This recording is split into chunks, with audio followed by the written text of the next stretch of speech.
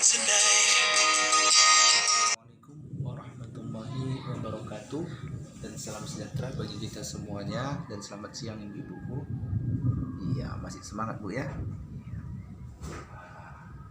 Mari kita Bu mengucapkan syukur kepada Allah dengan ucapan alhamdulillahirobbilalamin, dan bersalawat kita kepada Nabi dengan ucapan Allahumma sholli ala sayyidina Muhammad wa ala ali sayyidina Muhammad. Ya Bu, sebelumnya kita sudah mempelajari Bu mengenai sisi ke-10 kita Bu ya, yaitu kesakitan pada anak dan kesehatan lingkungan. Dari situ Bu, ada yang mau berbagi pengalamannya Bu setelah praktik di rumah Bu. Iya, bagus Ibu Mary ya. Iya, pengalamannya. Iya, kita kasih tepuk tangan. Selanjutnya Bu, kita masuk ke modul keempat Bu ya, mengenai perlindungan anak. Ini sesi ke-11 kita Bu, pencegahan kekerasan dan perlakuan salah pada anak.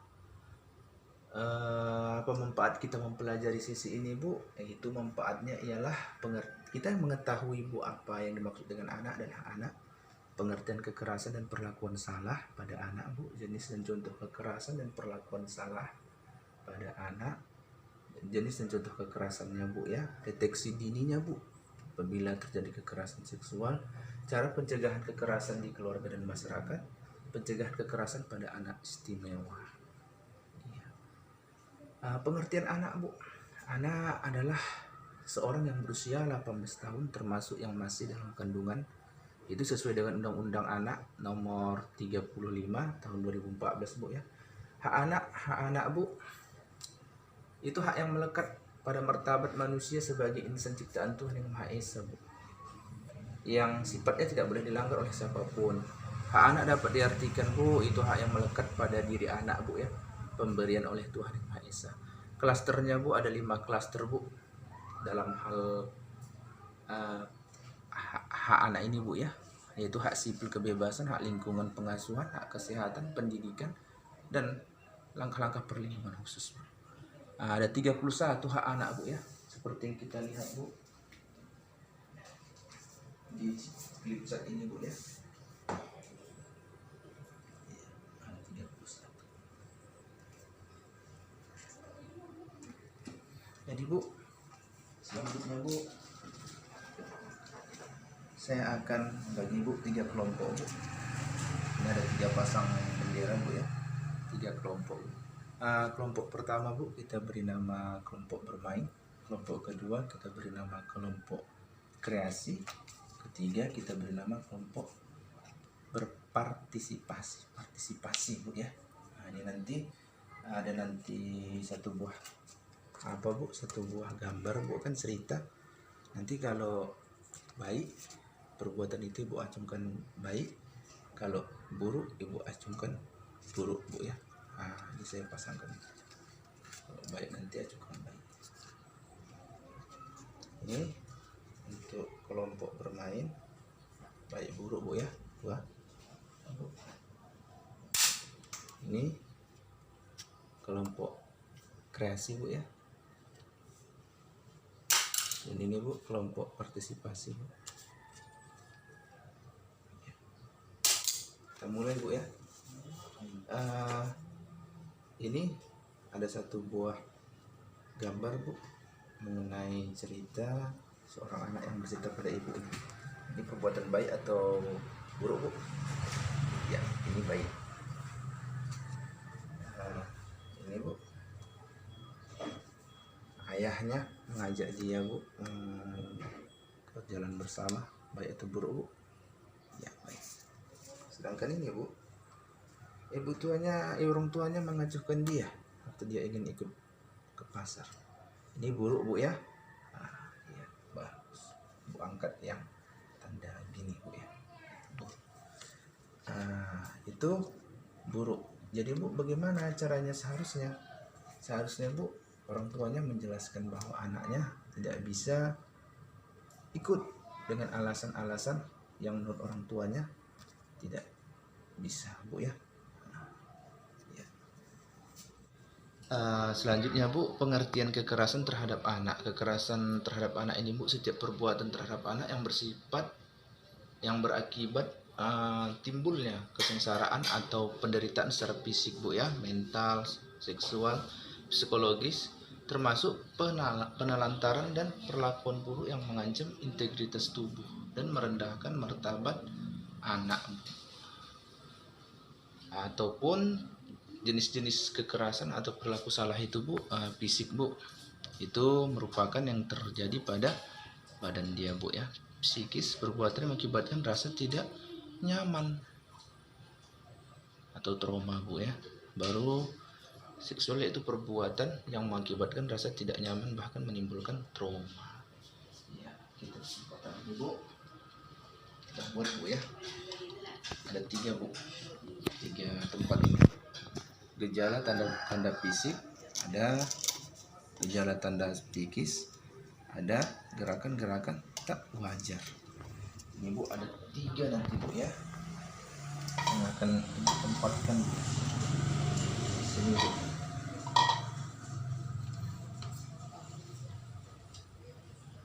Bu nanti saya bagi Bu nama-nama ataupun perbuatan-perbuatan Bu, ataupun tanda-tanda Bu ya, seorang anak itu yang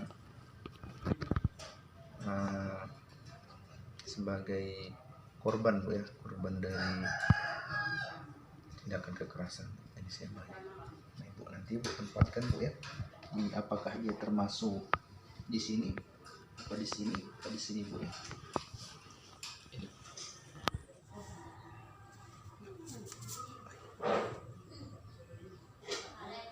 Ya Bu, bagus sudah Bu ya, sudah diisi Bu ya. Itu tadi serangkaian tanda-tanda Bu yang sudah Ibu masukkan ke dalam tanda-tanda gerakan tak wajar, tanda-tanda gerakan fisik maupun tanda-tanda gerakan psikis Bu ya. Nah itu tanda-tanda kekerasan seksual yang dialami anak Bu.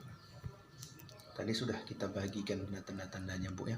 Jadi bagaimana sikap dan perilaku orang tua Bu jika mengalami tanda-tanda ini? Tidak harus panik Bu ya, tidak marah, peluklah anak erat-erat untuk menunjukkan bahwa ibu menyayangi mereka. Sampaikan bahwa tidak ada seorang pun boleh menyakiti mereka, dan apapun yang terjadi akan tetap memberikan perlindungan terhadap anak Bu. Jadi pendengar yang aktif tentang cerita dan pendapat anak Bu. Jadi orang tuanya harus jadi tempat sharing anak lah Bu ya. Terus laporkan ke polisi. Setelah itu Bu, bagaimana cara mencegahnya di keluarga Bu? Memahami tumbuh kembang anak Bu, membantu kesulitan anak terlibat dalam kegiatan sekolah, memberi pujian kepada anak jika berperilaku baik, tidak memberi julukan negatif pada anak, melakukan kegiatan bersama termasuk beribadah, jangan mudah panik jika menghadapi anak mengalami. Kalau pencegahannya di masyarakat, peduli pada tetangga, pertemuan RT RW maupun kegiatan keagamaan, mengenali lembaga-lembaga perlindungan anak, melapor ke lembaga perlindungan anak. Jika mengetahui ada kekerasan, maka wajib membantu anak untuk segera diamankan. Hal-hal praktis Bu, agar anak terhindar dari kekerasan seksual, ajarkan anak mengenal bagian tubuh sensitif. Ajarkan anak untuk berani Bu mengatakan tidak ketika ada orang lain yang ingin menyentuhnya. Pastikan jalur yang dilalui anak aman Bu, ke sekolah ataupun kemana itu. Pastikan anak selalu dalam pengawasan orang tua. Pastikan anak bersama orang yang dikenal dan dipercaya. Dan pastikan rumah aman dari orang-orang jahat Bu ya. Berikan kontak yang bisa dihubungi Bu, serta ceritakan anak pada kejadian apapun. Ya Bu, selanjutnya Bu ya. Nanti Ibu tandai Bu ya, dimana contohnya ini kepala dari gambar ataupun kejadian ini Bu ya, yang berakibat kepada anak, ataupun dia kena di fisiknya, atau kena di psikisnya, atau kena di hatinya, atau kena di tangannya, kakinya Bu ya. Ibu kasih tanda nanti pakai spidol ini Bu. Ini Bu ya. Ya. seperti ini Bu. Orang tuanya marah Bu ya, dia ikut gak dikasih, menangis. Ini di mana tandanya Bu? Anak itu Bu, kenanya Bu, karena akibat perbuatan orang tuanya seperti ini Bu. Seharusnya kan nggak seperti ini Bu ya. Dia jelaskan. Ini juga Bu, anaknya nanya-nanya ibu, tapi orang tuanya asik menyulam baju. Ini di mananya anaknya Bu ya. Baru ini Bu, main bola dia Bu, kan? Padahal waktunya belajar. Gimana anaknya Bu ya? Ibu tandai tadi tempat tadi. Ya, bagus Bu ya. Udah Ibu isi Bu, satu terkena di pikirannya Bu ya, yang satu lagi terkena di hatinya Bu. Karena sifat orang tuanya yang mengasuhkannya, sifat orang tuanya yang tidak mengopenkannya. Ya. Ya itu tadi Bu ya, cara pencegahan kekerasan di keluarga maupun di masyarakat yang udah kita jelaskan tadi. Selanjutnya Bu, pengertian anak istimewa Bu. Anak istimewa adalah anak-anak yang memerlukan perhatian khusus karena mengalami hambatan fisik, mental, intelektual, dan sosial, tetapi mampu mengembangkan kemampuan-kemampuan baru dari potensi yang ada pada dirinya. Kekurangan ekonomi Bu bukan menjadi penghambat Bu ya untuk anak berprestasi Bu.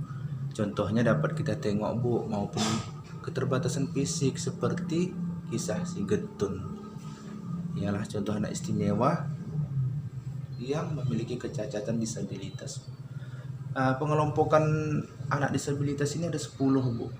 Tunanetra, tunarungu, tunawicara, tunagrahita, tunalaras, lambat belajar, dan macam-macam Bu ya. Pesan kunci anak istimewa itu Bu ialah anak istimewa, anak yang membutuhkan perhatian khusus. Mereka memiliki potensi yang dapat dikembangkan. Pengembangan potensi yang ada pada anak istimewa membutuhkan motivasi, dukungan, kasih sayang, dan perhatian. Anak istimewa rentan mendapat kekerasan sehingga perlu dicegah dari kekerasan. Ya, dapat kita lihat Bu ya dalam video ini Bu, bahwa kekurangan ekonomi bukanlah penghambat bagi seorang anak untuk berprestasi.